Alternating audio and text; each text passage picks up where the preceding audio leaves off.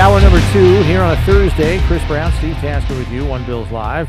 And joining us now from Pro Football Focus is analyst Brad Spielberger, who has had his ear to the ground on free agency, probably 2 months before the market even opened, maybe even sooner than that. So we figured we'd get him back in here to kind of assess wave one of the market, not even a full week, and already a lot of the money has already been spent.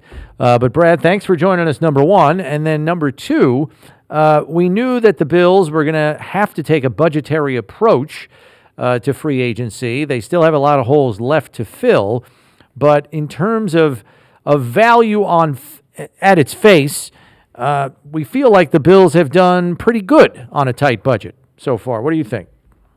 Yeah, so first, thanks for having me. And second, I do agree. I think there were some key retention candidates there in DaQuan Jones and Epenesa, obviously two, core members of that defensive line rotation that when they played last year showed a lot of good flashes. So I think it was important to retain those players. You obviously move on from the legendary Jordan Poyer, Micah Hyde duo. But I think keeping Taylor Rapp as that box defender, kind of roamer near the line of scrimmage was a smart retention. You had Deion Dawkins playing games with us, but I think that was a smart extension for all parties there. So yeah, I would agree with you. I think you have seen some good moves. Looking externally, I actually really like both of those signings. Nick Morrow is a good linebacker, can play at the Mike or the Will spot. And then Mack Hollins is kind of I'm not going to compare him to Gabe Davis, but he is a good run blocker that can catch the ball deep downfield. So he's the big body, sometimes vertical threat that also is a willing and very capable run blocker. And with him, you'll probably get some special teams contributions as well. So yeah, I like what they've done so far. Yeah, one of the things about this free agent stuff is you got 32 teams. They're all exactly the same, yet they're all really different. Their cap numbers are different. The point in history where free agency hits financially is different for each and every team. How do you get your mind around how, like, a team that has no money to spend at the beginning of free agency may handle it really well, where a team that had a ton of money to spend botches it? How do you? And I know too. You want to give them a grade, but it's kind of hard to know how it turns out until you see these players play and how they play up to or down to their contract. Yeah, so making the biggest splashes in March, there is no guarantee that means you're going to win games come September. Frankly, right. There's often an inverse correlation between those two things. So obviously you want to get better, and fans get excited when they sign the big flashy name. And of course, some of those guys come in, make a massive impact, a huge difference. But really, you mentioned the first wave. When you wait a little bit and enter the second wave and third wave, you're adding maybe some guys at non-premium positions like interior offensive line or safety or linebacker, or depth running back. Like when you wait for some of those players, or you add depth, you add rotational pieces, and those guys turn out to have, bigger roles and play above their weight, that's often where you win. So, like you said, obviously, fans want to see it and people get excited about it, but staying patient, waiting for things to happen. And then, like you said, you can't really know. The way I grade it is, I have my expectation of what the contract's going to look like. And of course, I'm not always right. I don't know about medicals or off-field stuff. Or there's other elements I can't know. But, I grade it based on what I thought a guy was worth and what he ultimately signs for. And I've been proven right many, and I've been proven wrong on many as well. All right, so I know you kind of already put together a comprehensive list. You kind of went team by team as well. And you even went player by player in terms of some of the fits. With your stuff at Pro Football Focus. So let's go player by player, if we could here, as far as the Bills are concerned. I know you said you kind of like some of the fits and some of the major holes they filled. Obviously, if you asked and polled Bills fans, they would have told you DaQuan Jones was priority number one, and that fortunately got addressed. But if you look at some of the others, I think A.J. Epenesa is an interesting case here, Brad, because I think some were fearful that somebody might see the potential with a guy that probably still has some ceiling to reach, not even 25 years old yet, and were fearful that somebody might take a swing at him. But the Bills get him back, and they do it at a pretty affordable number for a guy entering his prime years. And I think the thing here, not that every decision is an either or, but if I'm Buffalo and it was, you can keep Leonard Floyd for 2 years, $20 million, or you can keep a younger piece for an AJ Epenesa for 2 years, 12 at base value with incentives. Again, I like Leonard Floyd. He's been extremely productive as a Buffalo Bill, but you're talking about a 31-year-old versus 26-year-old, and the underlying metrics for Floyd have not been as strong as his traditional stat production. So I think it was a smart decision there. Again, not that they had to make a decision between those two players, but yeah, Epenesa showed a lot of flashes. I think the last 2 years now, when I was watching his pass rush snaps, particularly true pass sets, when you're going up against the tackle in a one-on-one and have to win your matchup, I think you saw better use of his hands, more of a plan going into each pass rush. I think things are slowing down for him, and he's playing more confidently, quicker first step off the line, because I think he knows what he's trying to accomplish. So I like that retention. I thought he would have a decent market, and I can tell you a lot of people thought he would sign for a bit more than that. I think it's a good deal for Buffalo. Yeah, and if you get into this, one of the reasons the Bills could re-sign DaQuan Jones, could re-sign AJ Epenesa, is they released some guys that I think were a little surprising for people who were casual observers. At least Mitch Morse gone the way. Now he's in Jacksonville, I believe. They traded Ryan Bates before they let Mitch Morse go. So all of a sudden they went from having a Pro Bowl center and his backup to neither. And yet, Connor McGovern slides down. They re-signed David Edwards, and all of a sudden they're reloaded and ready to go.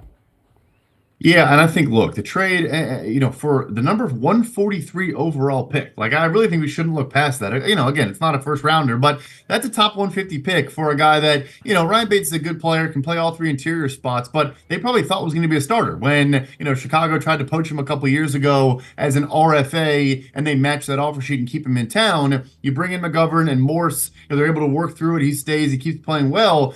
So it made, Bates, I suppose, expendable, but yeah, I think it all worked out very well. David Edwards was a very good Ram. When healthy, a good player. I think that's more the story is about his health than his play. But I think they are approaching that a smart way, fiscally responsible, and you get a top 150 pick out of it. Looking at the safety spot, with Taylor Rapp coming back, that's obviously a continuity signing. You get depth in the form of getting Cam Lewis back in the fold, who can, back up nickel corner, back up at safety, and as a gunner on special teams. So you get that guy, a value player back in the fold too. But there are many who believe Sean McDermott values the safety position in his defense too much to just rely on some draft pick walking in and being your starting free safety behind Rapp. But as we know, and I know we've talked to you about this, there is a glut of safety talent still out there in the market. I counted 29 starters with all the player cuts at the safety position alone in free agency. That is a ridiculous number where supply is far outweighing demand. So how long do you think the Bills can kind of hold their water and let the price come down even further? We just saw Von Bell sign a one-year deal for $6 million in Cincinnati. I think the Bills have to wait for that number to get almost cut in half before they can land somebody. How long can they afford to hold their water and maybe still get a capable starting caliber player to maybe play center field for them? Yeah, they can be very, very patient. That was some interesting wording from Ian Rappaport. Bell is owed $6 million by the Carolina Panthers. He's on a veteran minimum with Cincinnati. So, what he's saying is he's going to make that amount because the guaranteed money. But that does speak to it, right? A very good player for a long time gets cut because he has some guarantees in 2024 and goes elsewhere for a very small deal. And we have talked about it. We may have talked about Geno Stone in particular, who also signs in Cincinnati. He led the NFL in interceptions on a 2-year, $14 million contract. So there are still plenty of names out there. Jordan Fuller is an interesting piece. Julian Blackmon, to me, is a very interesting piece with the Indianapolis Colts. He's been a deep safety. He's been a guy that's played some nickel going back to college. Last year played down the box a ton, but could go back to being more of that deep ball hawking type. So there, yeah, like you said, I think you can sign one of these players potentially for $3-4 million in terms of annual average value. There's plenty of options left, and I think they're smart to just let it play out, let the game of musical chairs continue, and then pick their spot.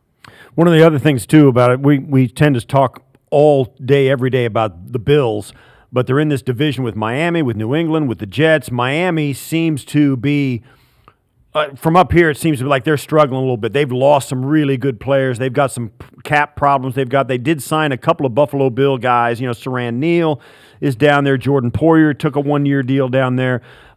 Give us a little insight as to maybe where Miami's headed and what they're working with, and How do they, are they going to get better after this free agency cycle, or are they going to struggle to fill the voids? Yeah, they had more of a cap crunch and more difficult things to work through than Buffalo because they have to pay the quarterback. They haven't already done so. Look, I actually really like what they have done in terms of the additions. I think Aaron Brewer is a perfect fit in that Mike McDaniel system as a great, get to the second level in the run blocking scheme center. But he's not as good as Connor Williams, who obviously got hurt, but was a phenomenal center for them. They still need to sign, a starting both guards potentially as well. And then, look at the defense. Christian Wilkins is a phenomenal football player and sign. I mean, the deal from the Raiders was kind of crazy, but yeah. So I like what they've done. Jordan Brooks at linebacker is a good player for their Jerome Baker replacement, but I think it's hard to argue they won't be worse on paper, at least, in 2024 than they were in 2023. Even though I do like the additions they have made. Who overall do you kind of have, at least through this first wave of free agency, at the top of your list in terms of additions made? I know a lot of people have been kind of blinded by some of the money that Tennessee has thrown around, and they've certainly improved their roster on the offensive side of the ball. Shocking, Brian Callahan's their head coach, and they go almost all offense. But I really like what Houston has done. I think they've really kind of upgraded their roster with some of the acquisitions they've made. Who's at the top of your list team-wise through this first wave?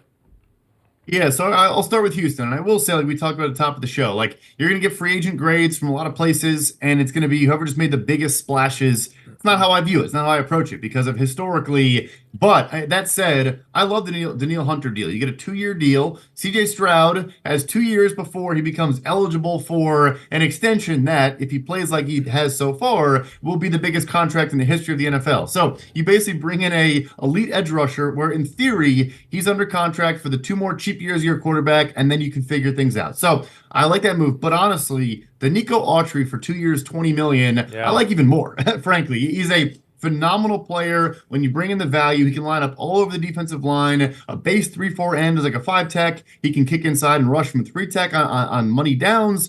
Great football player. Azeez Al-Shaair was also in Tennessee last year, is a monster coming forward, plays with his head on fire as an off-ball linebacker. So I really do like what Houston has done, bringing back Noah Brown on offense as well. One other one for me, the Minnesota Vikings. I think they had to finally kind of bite the bullet, acknowledge that Kirk Cousins, the timelines did not match up with them. So let him go somewhere else, go to Atlanta. And then also Danielle Hunter, again, great player, been there forever, but the timeline didn't line up. So you get younger and cheaper with Jonathan Grenard at edge rusher. You had Andrew Van Ginkel, who played for Brian Flores, their defensive coordinator, obviously in Miami. And then Blake Cashman had a great year last year in Houston as a linebacker too. So I think they got younger, they got more athletic and more explosive, and saved money. Obviously, got to figure out the quarterback thing. I think they're going to try to trade up in this draft, but I like what they've done. What team do you feel like is leaving themselves vulnerable to all or nothing in the draft? Are they, because they just struggled to fill a glaring hole. Now, certainly there's teams that are depending, at the top of the draft with New England, with Chicago, with the top 3 teams that are going to take a quarterback. What other team is vulnerable to you before the draft? Yeah, there's obviously still some time to make things happen. I think it has been interesting. Seattle's never been a huge player in free agency, but they really have done close to nothing. They've had very few moves. They brought back Leonard Williams, who they traded for last year, but they got to figure out off-ball linebacker. I think they need to figure out safety still, in a more meaningful way. There's a lot there on that defense they still need to work through. So I don't think it's like they're like struggling to field a roster or anything, but I'm just surprised how inactive they have been. So that's one. And then Jacksonville to a degree. I also think the Ridley contract was kind of insane. I get not going there, but you now have a receiver as a need. The offensive line of tackle is still a need. You need more pass rush. Like, they just still have all these voids on their roster. Again, not a terrible roster, but you're trying to compete on Trevor Lawrence's rookie contract, and it just has not been a good approach. Brad, thanks much for bringing us up to speed on a league-wide look at free agency. We appreciate it. We'll catch up with you a little further down the line this offseason. Thanks. That was great. Thank you, guys.